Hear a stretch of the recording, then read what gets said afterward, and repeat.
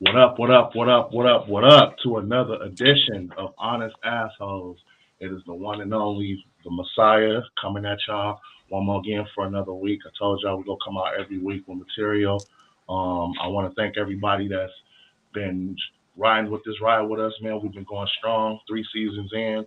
We're getting more and more followers, good feedback, man. The team is going stronger than ever, and my guests have been doing their part, and I love it all. And I want to thank everybody that's been holding it down with us for this ride. It's been one lovely ride. Tonight's episode, man, it's gonna be dope. It's gonna be a real good one because I got one of my best friends, one of my good friends. Like when it comes to friends, she falls under that category of everything because she is such a good person. I'm glad to have her tonight. I would like to welcome my beautiful friend, my homegirl, my ace, Miss Gigi. What's up, girl? Hey, how are you? Thank you for having me again. Yes, yes, we turned up last Yeah. last episode was really good. That was one of my favorite episodes to date. And tonight episode, I wanted you on this episode specifically, girl, because I feel like when it comes to this topic, me and you, we share like a real good common ground, hmm and I just want everybody to hear like both our sides as far as like what our mothers meant to us. Those of you that don't know, my mother is she hasn't been here, and my guest, my friend, her mother is a fallen angel as well, and that's why hmm the name of this tonight's topic is called a mother's inspiration because we're going to talk about not only what our moms did for us as far as inspiration. Hopefully, it can reach out to a lot of y'all, and y'all can relate to it, man. And that's what we do. We talk about everything on Honest Assholes. That's what we do, Yeah. baby. So we're gonna talk shit too. We're gonna have fun, what I'm saying? But at the same time, we're gonna take a deep, serious route. First question I always ask my guests that come on. Um, I know in Tuesday, but how was your weekend, girl? Because you seem like you look like you was in Pismo Beach or some shit. I was like, okay. No, yeah, yeah, yesterday I was in Laguna Beach. I went to rooftop boutique hotel, rooftop hotel, had lunch there. It was just so gorgeous. Sometimes you just need to unplug and unwind a little bit, just relax, have some drinks, and just enjoy friendships and Exactly, just be exactly. able to just kind of have conversations and recharge a little bit. So that's literally what I did um, yesterday. So and then Father's Day weekend. So Yes. representing all the fathers out there, all the dads. So happy Father's Day to all the fathers out there listening. And Father's Day, just like Mother's Day, is not just one day. I just would like to recognize all the fathers out there every day for the work that you guys do and the work that everybody does as a parent. It's just not an easy job. So Man, shout out to everybody doing it. definitely, man. Once again, shout out to all the fathers again. I've seen a lot of positive quotes this year for a lot of fathers. Usually, I got a big following, so I'm always seeing different people post it. I hmm really do see too many father bashing, and it felt good to see that. I'm not a father just yet, but just to see, multiple fathers get the praise that they deserve. It's some pretty dope shit. Yeah, You definitely. know what I'm saying? Even though shout out to you single mothers too, this ain't no diss to y'all, but like my guest said, man, we gotta acknowledge the brothers, the white brothers, Ace brothers, all anybody that's a father in different race. You know what I'm trying to say? Honest Yeah. ass. Let's get it. So, all right, man. Well, with that being said, man, let's get up in this, man. Me and you, we go back going on 10 years. Um, not only have I seen you grow, but just seeing you as a mother now, like wow, that's seeing my homegirl be a mama now, and you've been killing it. You going 3 years being a mama, and you've been killing it, girl. Like seriously, like I watched you start off, and it's like a beanstalk that just keeps growing. Like that motherfucker is not stopping. And Yeah. shout out to your baby girl, Miss Genesis. Oh, you gotta love her life. If you don't know Miss Genesis, you gonna know her. She gonna blow Macaulay Culkin, Jonathan Taylor Thomas, all the mother She gonna be Jason out there. Weaver, all them little kids out the water. You feel me? They gonna want to remix the Lion King songs. They see her. She gonna do You feel something me? one day, that's for sure. That's definitely, man. So with that being said, girl, let's get up in this thing we call honest Let's do it. assholes, man. Let's get it popping, man. So again, if you're just now tuning in, all my fans out there, tonight's episode is on Mother's Inspiration 101. Shout out to all the mothers out there, and we about to get it. So well, I know, Miss Gigi, your mom not being here anymore. So the question that I want to ask you, and this is to start it off, because I'm gonna answer with you, but I want I'm gonna feed off your energy like we always do. Okay. Um, the first question I'm gonna ask, how close were you and your mom? So it goes in stages, actually. I was close with my mom just because we had the very similar personalities. So a lot of the ways that I think and act and mannerisms, just all of that was just my mom. I'm literally my mom reincarnated. So in that sense, we were really close. But then there's times where sometimes you butt heads a little bit, because sometimes when you think in a certain way or you got an attitude that's very similar, you don't always get along with each other. So in that sense, my mom and I definitely had our differences, but it was more like sometimes it's really hard to look in the mirror a little bit. So we can always give advice to other people, but when we have to take it ourselves, we don't really like that. So being in my mom's presence was like looking in a mirror every single day. And some days you just didn't want to do that, so you avoided it. But at the essence of it, my mom was literally my entire world. And I never really saw life without her. So it's been really, really hard and very difficult not having that relationship there. So for those who don't know what that feels like, I would say, I mean, it's not everybody's going to have a good relationship with their mom, but I would say to cherish the times that you do have, even when your mom is getting on your nerves, because when she's not here anymore, you're going to wish she was there to get on your nerves. That's big facts right there. To chime in what you said earlier, when you said that you're like a reflection of her, and I have to ask this along with the question: did you inquire her cooking skills as well? What's funny is that when my mom was alive, I never was in the kitchen with her, ever. I was such a tomboy. I was a tomboy until, gosh, I still kind of sort of am some days. So it really just depends. That hair ties, sneakers with no makeup on, that's really the way of life. Um, but my mom would always do all the cooking, baking, all of that. I was just either playing sports or just outside. And I never really learned how to cook anything from my mom. So I think it might have been something just kind of innate, because when she passed away, everybody started looking to me to just expect me to know how to do what she did. And it was really overwhelming, because I was like, shit, I don't know what she was doing. Like, I've not a clue. So I really just got in there after it was the first thing that people started looking to me for was Thanksgiving. She passed away in August, and then November was Thanksgiving. So my mom always made this German chocolate cake, and she was the only person in the family that knew how to make it. It's a family recipe.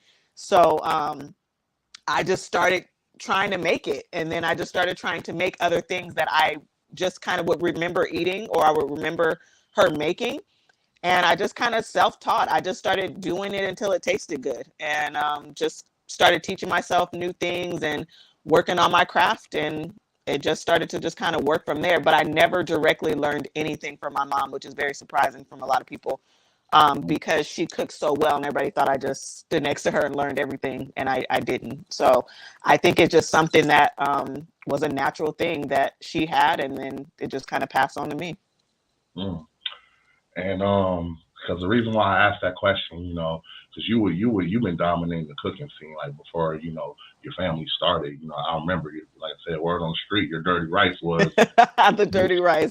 the shit. I was like, this is the early stages. Wait, But people would just eat rice by itself like it was a meal. I was like, that's not a meal. hey, man, not too many people got that craft, Yeah. and I'm telling you. And the reason why I asked that question about the cooking, because, and now that you told me everything, I'm a firm believer of a loved one or a lost one is still in your presence spiritually. Hmm. And she may not have taught you like physically to cook or whatnot, but I feel like a part of her, that's her letting you know she's still with you, because Right. you obviously took that craft and rent. Gianna, you notice I used your real name. Right. Gianna, you, when it comes to cooking, girl, like seriously, I I'm don't in my ever have bag. to worry Yeah. about anything. Every time I go, there's nothing over there that's nasty. Literally, there's nothing over there. There's nothing fucking over there that's nasty. So Nope. I've had 8 years to witness that shit. So that's why I feel like when I asked that question, it was perfect, and I'm really glad that you told me that. Like that was a good answer, because I really personally believe that moms are still with you, to spirit, Definitely. and that's one of her ways of letting you know.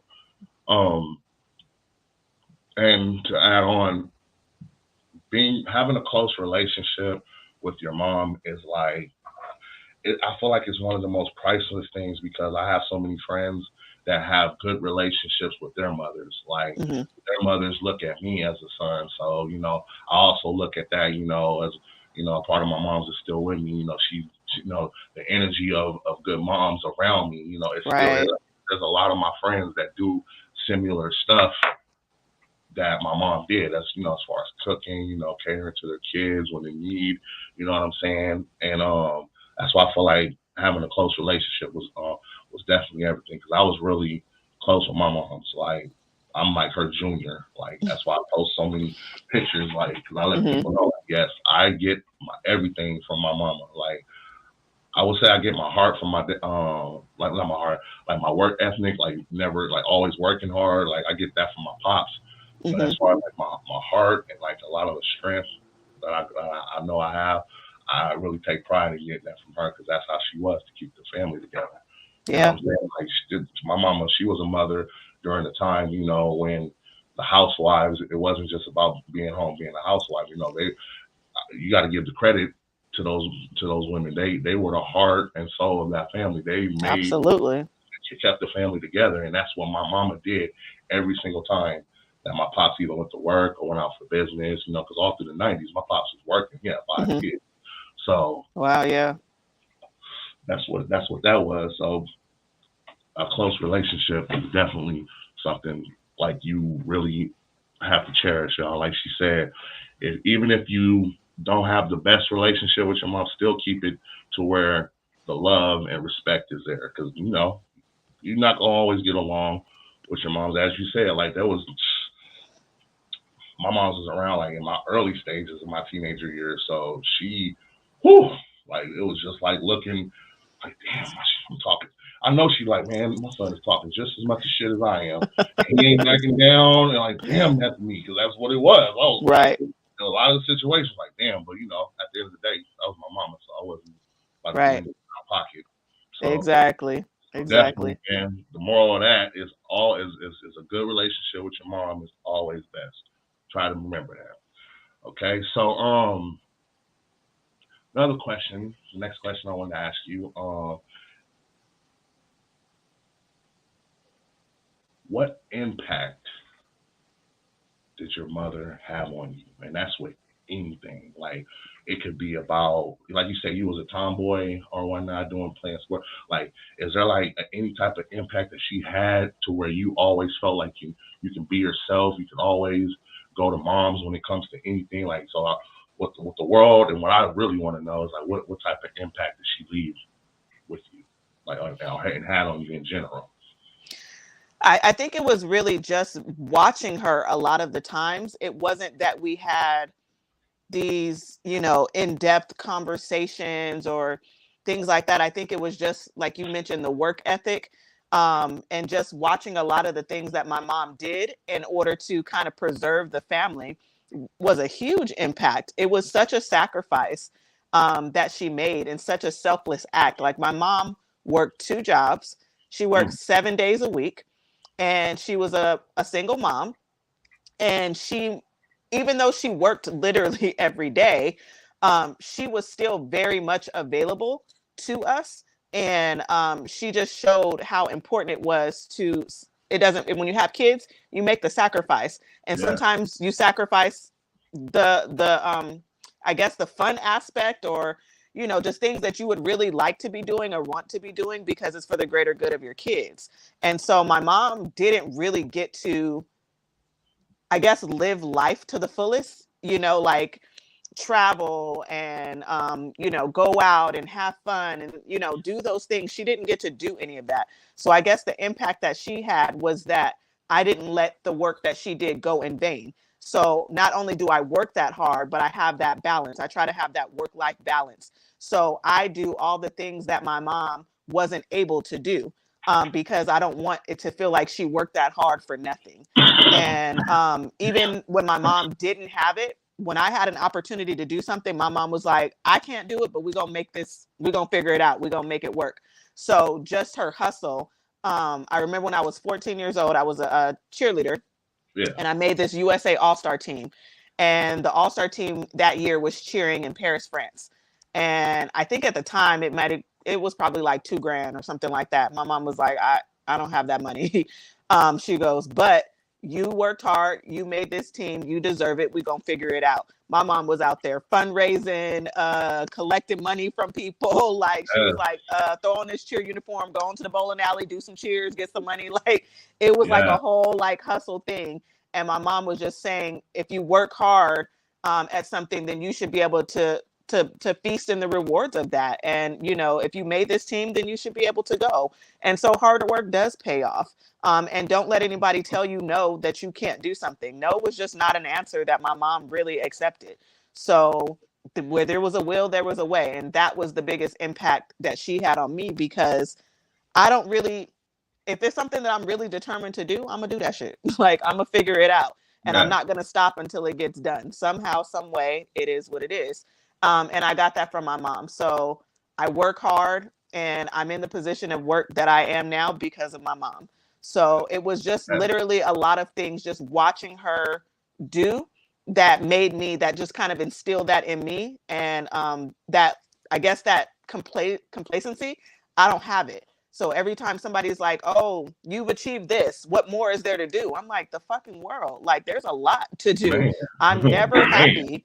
There's nothing that I don't just stop at this achievement and just feel like, okay, well, I've made it. No, I'm like, I did this and now I have to do this. There's always something more. So I just always, her impact is that I just want to make sure that I'm always making her proud and not letting any of her hard work go in vain. Dope. Dope, girl. Like seriously, that was dope right there. I wasn't, like I said, when it comes to like the answers that you give, I feel like I learned something about you every time, because I did the last episode. Yeah. And honestly, G, that's a dope impact right there. And thank you. And to Ollie Hoop on that 3-point that you just shot right there, I would have to say the impact that my mom left on me, personally. Until I said I have 5 siblings, but I'm just speaking for me. The impact that my mom left on me is my will, a strong will. Like no matter what. I said before, it was 5 kids, so it wasn't no such thing as, oh, this kid gets more than the other. There was no such thing as, I'ma love y'all. I'ma love all y'all the diehard same. Ain't no love you differently, any of that. I'm gonna love y'all the diehard same. And I feel like as a mom, her determination to make that point clear was, you have to have will, because this is 5 kids you're dealing with, 5 personalities. Mm-hmm. Not only you have your husband as well, and then I had an older sister that was on my mom's side, and she still kept it together, like no matter what. Like there was times we had to get Christmas a week later because we didn't, we was county kids. We didn't have enough money to get any Christmas gifts or whatnot. Dukes.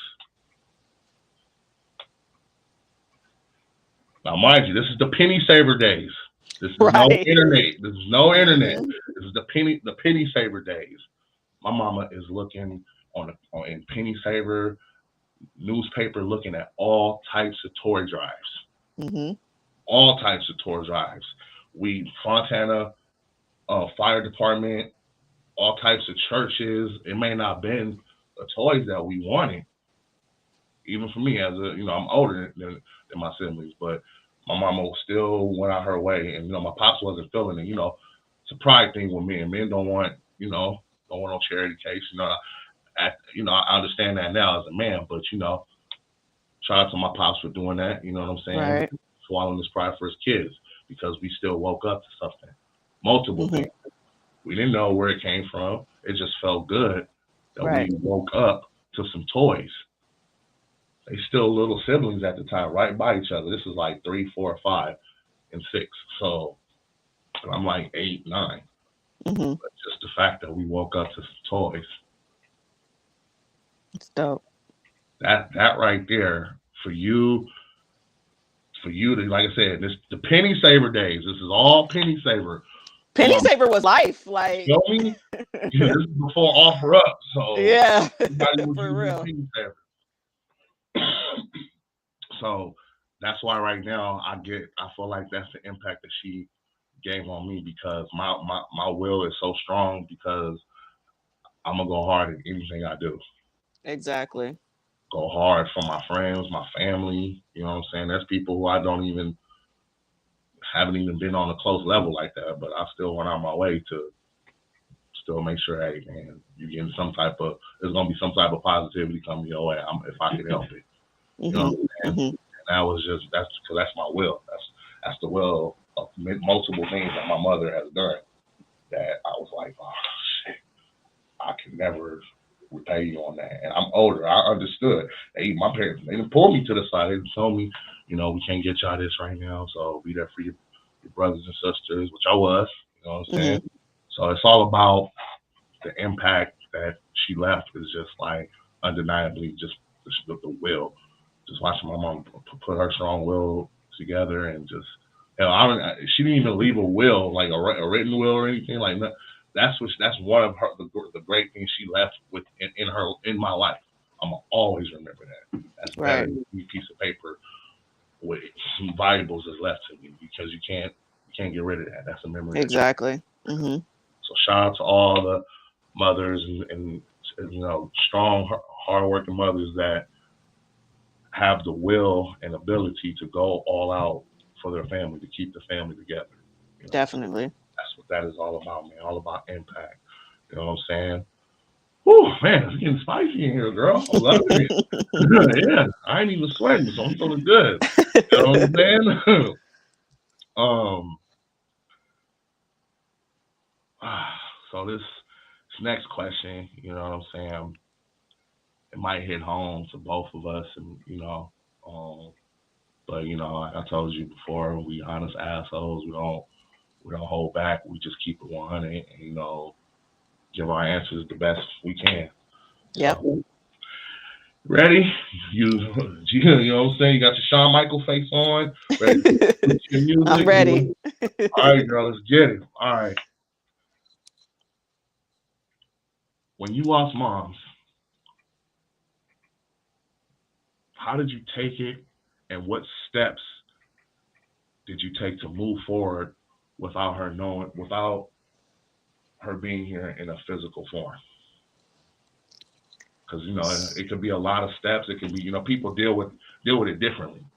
Mm-hmm. I've heard multiple stories how people deal with things, and I think since I've known you for so long, that's just I would love to like have like love to know what you did, on top of the strong things that you already shown me that you've done. Yeah. So when I lost my mom, I was 20. So I wasn't really, I mean, I was an adult, but I wasn't really an adult. I thought I had life kind of figured out. I had pretty much a plan what I was going to do. I was going into my senior year of college and I was planning to graduate and then I was going to go on to grad school right when I graduated. So right before the start of that year is when she passed away. It was very sudden. There wasn't any, like, she wasn't sick. There were no telltale signs. It was really nothing like that. I literally talked to her at 10 o'clock that morning. We had a very normal conversation. And I said, okay, mom, I'll talk to you later. I'll call you later. And she was like, yeah, okay. And then by 12 o'clock, I got a call that said that she died. And it was just literally life just flipped upside down after that. So I think I kind of went on autopilot because I was the one that had to take over everything. So I was 20 and then I turned into my mom was very young. She was only 41 when she passed away. So I literally turned into a 41-year-old woman overnight. I had to take over the house. I had to um, take over the arrangements and do the funeral and all of that. She wasn't married or anything like that. So I had to become her, and I had to make sure everything went off without a hitch. And I didn't have, other older siblings or anything. My brother was 12 at the time, so he couldn't really do too much. So it was all kind of just like fell on my shoulders to take everything on. And so I did that. And that's literally what happened. I just started going, and I started just getting things done, whatever that meant. So just by all means, I was just focusing on making sure that shit got done. So I didn't really grieve. I didn't really have time to grieve because I was like, who has time to sit here and cry? I can't cry because I got to do this. I can't be sad because this needs to be done. I can't just fall apart because I got to keep this shit together. Yeah. So it was never the right time for me because everybody was like, your mom was so strong, you're so strong. And, everybody just says that to you all the time because that's just a cliche thing to say to somebody when they lose someone. That shit is trash. Let me just be the one to tell you that. I know sometimes people like to just say things that they think are good things to say in those moments. It's not. So, I would just be very cognizant of what you're saying when someone loses someone, because when you think that you're helping, it's probably not being received that way. Um, but I digress on that. I really became very, I guess, avoidant a lot of the times with just life and people in general. I didn't really want to talk about it. I didn't really want to deal with it because I knew it would kind of I would break down a little bit. So I also became a little bit of a control freak. So I didn't like to be out of control. I didn't like things out of my control because the last time when I attributed this to being something out of my control, the last time something was out of my control, my whole life flipped upside down. So I literally was like, no, I control everything: who, what, when, where, how, like all of that. And then it doesn't, on top of being a Virgo, and I'm already just very meticulous about things. So Right. that just kind of exasperated it. But I went on autopilot for about 5 years. And so from the age of 20 to about 25 is really crazy because I have no memories. I don't remember anything. Unless someone really takes the time to paint a very vivid picture, or if someone maybe shows me a picture of something. I have so many instances where people are like, hey, remember when we were at this place or did that? And I legit have no clue what they're talking about because every day I was alive and I was surviving, but I wasn't really living. I wasn't really processing. I was just getting through the day. And so it was like, okay, I got through today. Now let me go to sleep and wake up and do tomorrow. And then I'll forget everything that happened the day before. So I didn't really like a lot of people close to me at that time because I almost equated, if somebody's close to you, they can just leave you in a blink of an eye and you don't have any control over that. So I didn't like that. I didn't like, relationships, whether it was a companion or whether it was friendships. I didn't really like people close to me. And it came off as very kind of cold. Um, People thought I was a bitch. I wasn't really like that approachable, or I just was like, I don't really give a shit about a lot of things. I just really didn't care, which is very much not like me. Like I have such a big heart and I'm so giving, but I just wasn't during that time. I didn't have, it was like my cup was empty. So I really couldn't give to anybody else when I was on E for like literally 5 years. So it wasn't until I went to I went to I went to therapy. I went to go see a therapist. I can't remember exactly what for at the time, but I think something had happened and I was just like I felt like I needed to go see a therapist.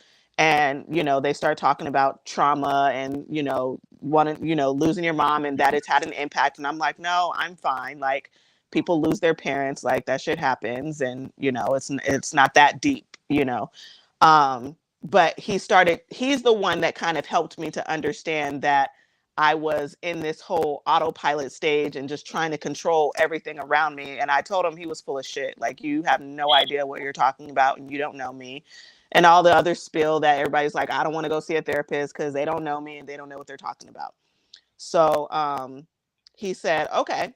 He gave me a task one day and he said, if you don't think that you're such a control freak, let's talk about something very simple. He was like, what's your favorite fast food restaurant? And I was like, at the time, it was like Jack in the Box. I love Jack in the Box. And so he would be like, okay, what do you get when you go to Jack in the Box? I was like, I get a number 3 with curly fries and a lemonade. Why? He was like, it's very specific. Okay, well, how about this? How about you go to Jack in the Box and you order something different? And I was like, what are you like? What are you talking about? Like, I'm paying my money for you to just tell me to go order something different at Jack in the Box? Like, this shit is whack.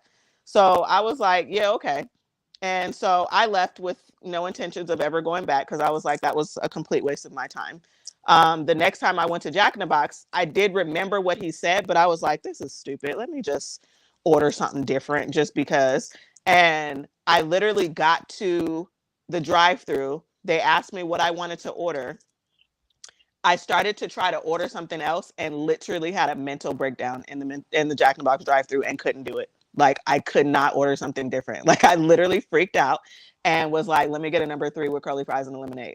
Like, I was just like, and it was at that moment then that I was just kind of like, he is right. Like, I am literally almost sabotaging my life by trying to have so much control and trying to push everybody out, trying to um, do everything by myself and not allowing people in, and being so fearful and scared that I'm going to lose somebody again. And it wasn't until literally until I went to go try to order something different that all of that really, really made sense to me.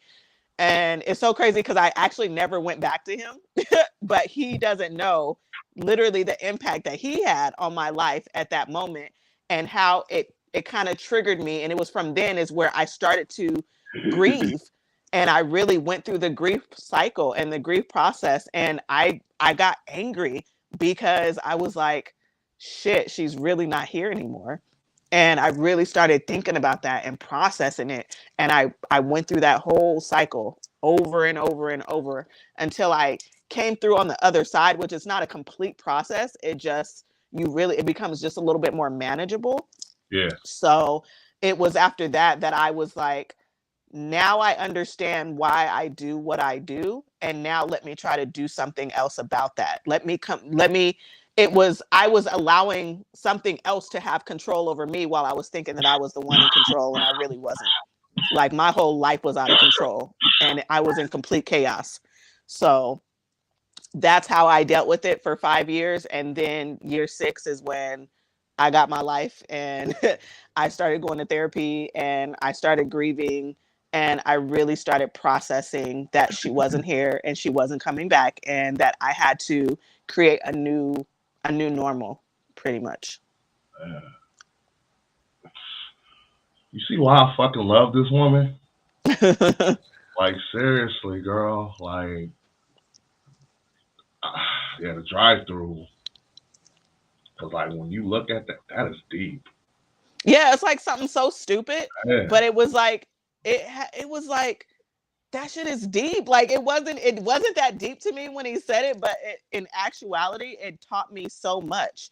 And it's just crazy how you have to be open and you have to be receptive of what somebody's telling you. That's why I said that mirror thing. When someone's telling you something about yourself, it's really hard to you have to be in the right space to be open and receptive to certain things because taking in the right information might change your life literally if you just open up your heart and your mind to it could Facts. literally change your life. Facts. I agree with everything. That's That's deep right there, girl. And I salute you.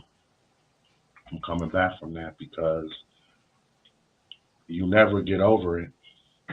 Trust me. Nope. You never get over it. Ever. You never get over it. And it's like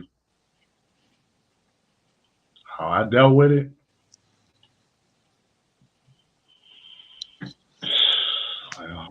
Well, for starters, I was 15. The mom dudes, left. Mom dudes been gone 22 years. But as I stated a few minutes ago, you never get over it because I had the relationship I had with her and the moments that I had with her. A lot of those moments get clouded because of the last day she was on this earth. The last day on this earth and the last memory that I have of my mother was watching her die. Not too many people know this. My bro right sitting next to me, I just told him, and I've known him over 20 plus years, and he was shocked because he didn't know the story. Nobody knows this story because I hate telling it. Mm-hmm. This is a part of me that I'm opening up because this is a part of me. This is who I am, and this is the way that I've dealt with it. It's July 1st, 3 in the morning, 4, who's counting? I'm asleep. All I hear is my mama yelling, screaming, calling my dad's name, Vincent, Vincent. I can't breathe. Loud, loud.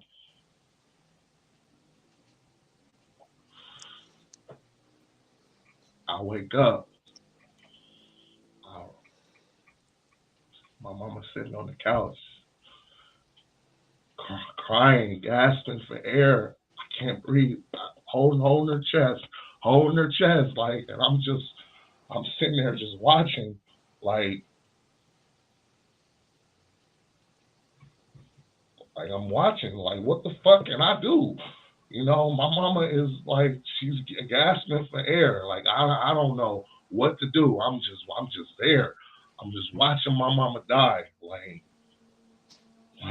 she's hurting. She's hurting. I can't do shit. I'm watching my mama die in front of me. And the ambulance comes. My pop's by her side, as he should the whole time.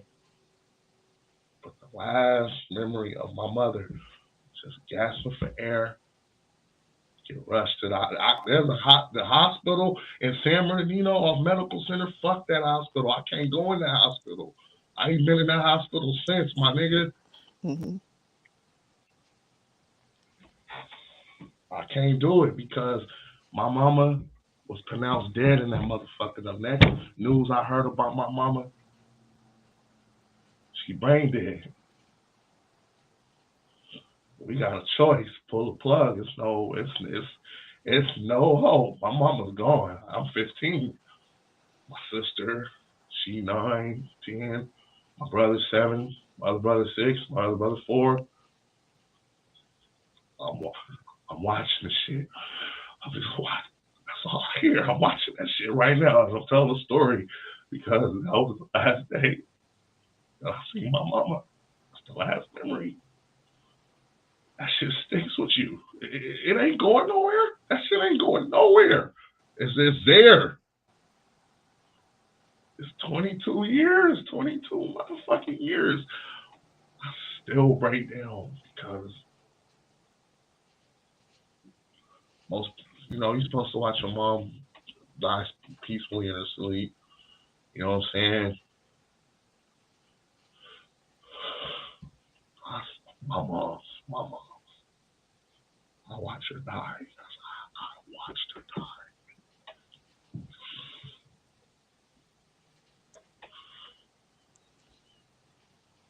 How does a 15-year-old deal with that shit? How, like, seriously, what the fuck do I supposed to do at 15? I'm going in sophomore, the prime of my high school years. I got all my friends. I'm building what the reputation, popularity, whatever that comes with that high school bullshit. That first year, without my mama, the funeral, the funeral was even worse because I remember her outfit. I didn't even want them to close the casket. I couldn't. But you feel me? That's the corpse. You feel me? I can't listen to R. Kelly. I wish that song. I can't listen to that song. Shout out to my nigga QP. He knows every time that song came on, I'd be like, bro, come on, put the remix on, please, my nigga. I can't. Like, seriously.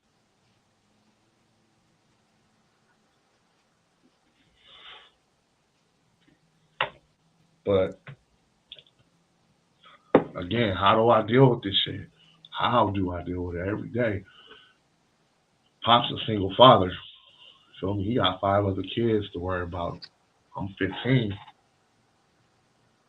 What do I do? My mama, my inspiration, my twin, you feel me? She gone. I watched her die. She gone.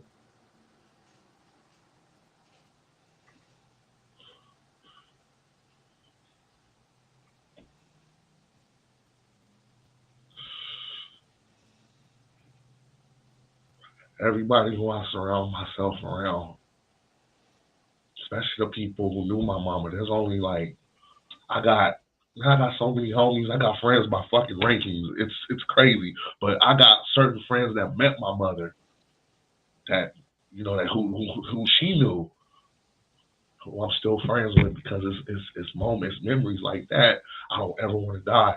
Like every time I see one of the homies that knew my mama, like, man, bro, if we drunk talking, it's like, man, my mom used to drop me off at your house, bro. Remember that? Like, nigga. She the nigga. Every time she pick up the phone and call you a fat fuck, my nigga, get off the phone. All types of memories. You feel me? My niggas, they got the memories with her. You feel me? Yeah. So you ask me, how do I deal with it? Because I'm keeping on 100. Like I said, like, I didn't want to live. At 15, I didn't want to live. I'm on the phone with my homegirl, Shayla Rubin, telling her, like, man, I don't even want to be here no more. Like, seriously, I don't want this no more. She'll tell you. Hopefully she's watching. Shout out to my girl, Shayla Rubin. But it's life. It's 15. Bro, you got 4 other siblings. It's life, my nigga. You 15. What you gonna do? You gonna game man? You don't go on the streets? You coulda. It was right there. You was right there with them niggas. You could. West Side IE Mafia, you could. You could. But why? Why? What am I gonna get out of that? And that's when you separate who your real friends are and the people who've been there for you through your thick and thins. If it haven't been for dudes like this man right here, my bro QP, my boy Andre, everybody, I don't, they was there. They reminded me of what it was like to be a brother, what it was like to keep the love, reminded me of who the fuck I am. You know what I'm saying? What I was meant to do at that time, and that was to keep pushing, keep going to school, and keep making your friends happy, crack jokes, create good memories, bro, because you would do that if your mama was alive. Feel me? Mm-hmm.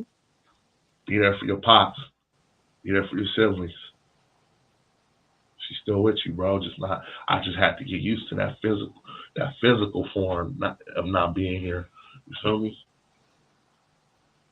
Which is the hardest fucking thing to do in the world. But you still got to do it, man, because not only am I a man, but I got my own accomplishments I got to do at 15, bro. Like, you can't slack on your grades. You can't, you know what I'm saying? You got to keep it going, bro. That's just what it is. Because if moms was here, she would be on your helmet if you wasn't. And it Definitely. made me look at my dad as the strongest man in the world. He did that. He raised his 5 kids. He did that. Had family members had their doubts. My nigga took them home and interior decorating classes, got approved for Section 8, got us the fuck up out of the projects. You feel me? Like, man, I ain't doing this for my kids. He did it. So now I gotta do my calling. I gotta be on my own for show, not just the world, to show myself that my mom is still here, and this is how I'm dealing with it. This is how I'm going. Every accomplishment, everything that I've gotten, I do in honor of her name because I know she's still here. Right. And that's how I get through. That's how I've gotten through it. Count your blessings and be proud of all your accomplishments. I still got more accomplishments that I'm working on. That's I think it's between something, I think it's really important to something that you said as far as friends and just having friends around and just having different people. It does take a village, and everybody needs a support system. So I would say to anybody who hasn't experienced it, if you know someone who has experienced losing a mom, a parent, anything like that, be there for that person the way that they need you to be there for them, not the way that you necessarily think that you need to be there for them. facts. So sometimes you might call or text or something, they may not respond. Don't get mad at that person because they Right, don't respond or they not calling you, or the dynamic has changed or shifted. Just adjust with them instead of blaming them or things like that, because everybody is different. That might not be what they need. Ask them what they need, facts. and support them the way that they need. Sometimes, like I said, some people are just like, oh, uh, let me know if you need anything. It's like, I mean, sure, that's the cliche thing to say, but like, what do I need? Like, what I'm supposed to say? Bring me some chicken? Like, what do you think that I need? Like, I mean, don't necessarily just leave that open ended. Just do something, anything. It could be anything, and just as a good gesture, and just leave it there and let that person accept it when or however they want to. So I just say, just have grace and sympathy for people who are going through certain things, and don't make it personal. Don't make it about you, and just let that person go through their cycle and just be there for them, please. Because I lost a lot of friends or, family because I didn't accept, I guess, the way that they were trying to comfort me, but that's just not what I needed at that time. And they didn't want to make that adjustment. And it sucked, but it is what it is. So just try not to do that to people. Facts. That's real. That's real talk, man. Whew, man. But I'm glad y'all got a chance to see two people when it comes to dealing with losing a loved one. There are different ways, man. And as she stated, man, like, never just don't lose focus of who you are. That's really the main advice when it comes to that particular situation. There's one quick question I want to ask you, real quick. Mhm. Um, by you being a mother, is there anything like what from what you learned from your mom? Have How do you apply it to Genesis as you're raising her? So it's actually crazy. I feel like I'm almost winging it a little bit because I never wanted to be a mom. Like, I had no desire to have kids whatsoever. I was so goal oriented and goal focused on just life. Like I said, just trying to achieve the next thing. I was either focused on school or I was focused on my career, and kids just were nowhere in my future. So I really didn't think about, how I would want to raise kids or anything like that. And then another thing was, I felt like, one, I wasn't going to be able to achieve those things that I wanted to do professionally. Yeah, And then the other thing was, with my mom dying so young, I didn't know if it was something like genetic. I still, I mean, I didn't know. And so I was like, I don't want to have a kid and leave my kid behind like that. I don't want to bring that on my child, that type of grief and sadness. So I was scared. I was scared to even have kids. But when I had Genesis, it was the things that I get from my mom for her is just I guess just allowing her it's almost like some of the opposite things because I didn't have a bad childhood, but there was just certain things that I just like my mom would whoop us for like everything. Like we were just like I've it been was there. like, you know what, that I didn't need a whooping for that. Like you could have just had a conversation with me. Yeah, So because of that, I'm actually not really big on whooping Genesis. I've never given her a whooping. I don't do that. So sometimes in the things that you get from your parents are you know what you don't like, and so you try to do the opposite. I try to have like a little bit of a healthy balance. Like I still discipline her. I just yeah, don't feel like I need to whoop her to get my point across. So I got that, but then I also just allow her to be herself. That's one thing my mom never really um, did. She didn't really stunt my growth. It was just whatever I came up with that I wanted to do. My mom was like, okay, shit, let's figure it out. Let's do it.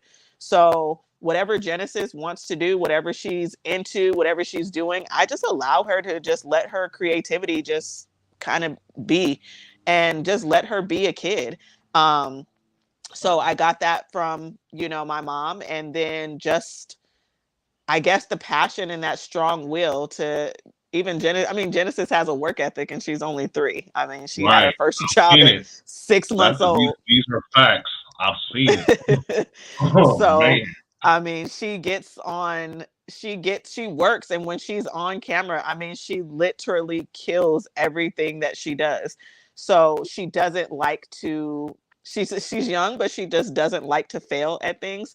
So, she'll either she'll either do it and get it right, or she'll do it until she gets it right. And so I've noticed that kind of in her, that perseverance and that resiliency that she has. I got that from my mom, and I feel like I've been able to kind of pass that down to her. So I haven't really been able to kind of teach her large concepts quite yet because she's only 3. So there's things that I look forward to kind of teaching her and working with her on in the future as she gets older. But I think as of right now, I'm just letting her just learn to just be herself and figure out her own kind of personality and just be supportive of her and just allow her to be Genesis. And I don't want her to think that she has to do what I want her to do. She can do whatever she wants to do, within, normalcy. I guess she's 3. But right. um yeah, I think that's what I've gotten so far. But yeah, motherhood, there's Oh ain't no manual for this shit. So yeah. I be You pretty winging much it put every a day. blueprint though. Huh? You pretty much put a blueprint though. I'm trying. I'm Yeah. trying, but So yeah. that's a lot. I give you that. That's dope, girl. I'm saying like all your answers. I'm loving it. So this is the part of the show like when we do like a little trivia game or whatnot. But since Okay. it's like it's not gonna be like really like a trivia game. It's just pretty much just a random question that I think you'll Okay. like. So I said, by you being a mother of 3 years now, and like I said, I salute you. I've seen you hold it down. You know what I'm saying? Shout out to my bro D. Um, Simple question. What do you love most about being a mom so far?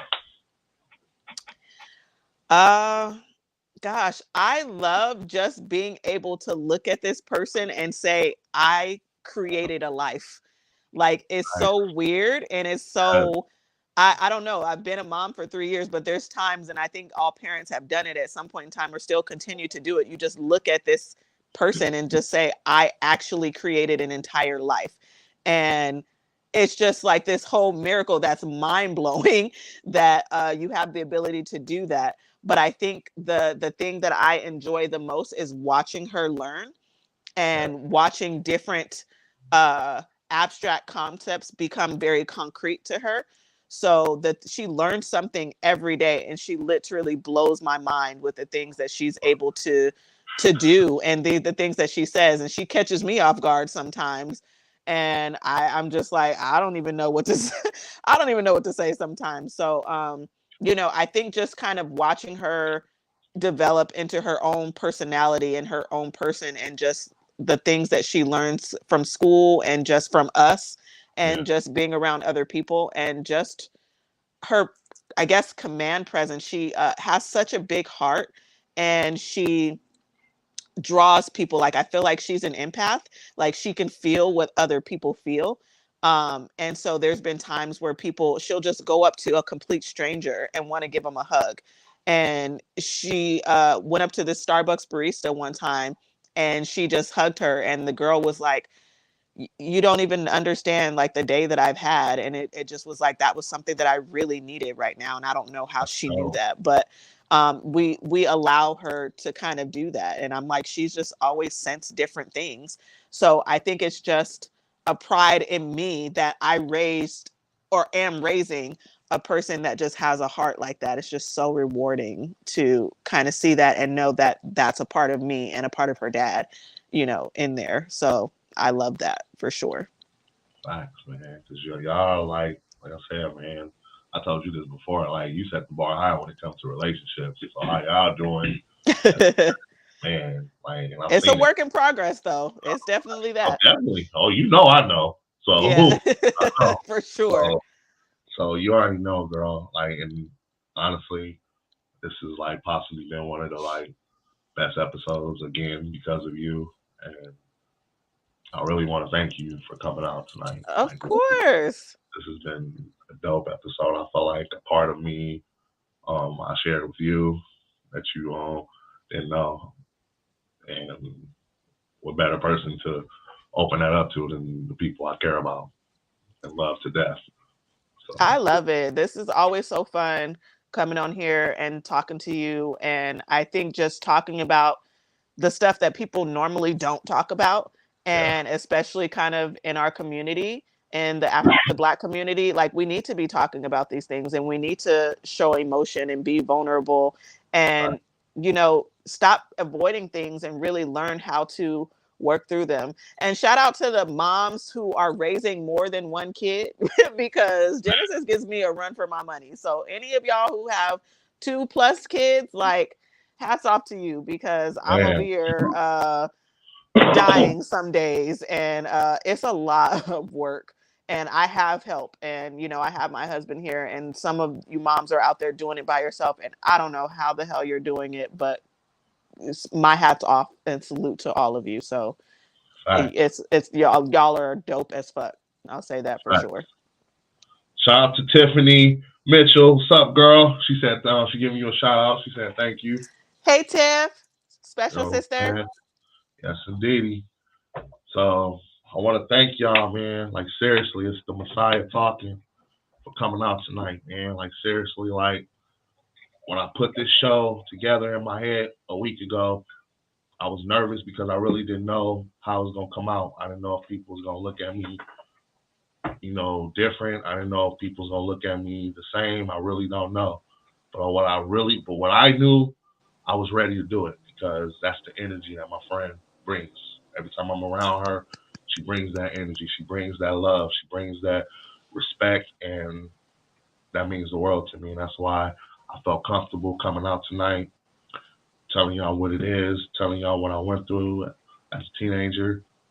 Like I said, a lot of y'all know me for years, and a lot of y'all never knew. But I feel good opening up because I'm an honest asshole. That's what I do. That's what we do. I told y'all every season that we're gonna do from here on out gets doper because, as my sis stated, we're gonna talk about shit that people are don't ever want to talk about, but we gonna make it interesting. This whole whatever you want to call it session was dope. The shit was dope. The energy was dope. I want to thank y'all for coming out tonight. Take the time out with Messiah and Miss Gigi, one of the strongest people I've met. She will be back for some more seasons. Remember, we on Spotify, we on Anchor FM. Subscribe to our YouTube channel, Honest Assholes. We live streaming, baby. That's what we do. That's what we do. We're gonna see y'all next Tuesday. We love y'all. Honest Assholes, baby. Let's get it. Love you, Gigi. Thanks for coming out, girl. Thank you. Thank you for having me, and I can't wait to come back. Of course, always love, girl. It's the Messiah. We out. Let's get it.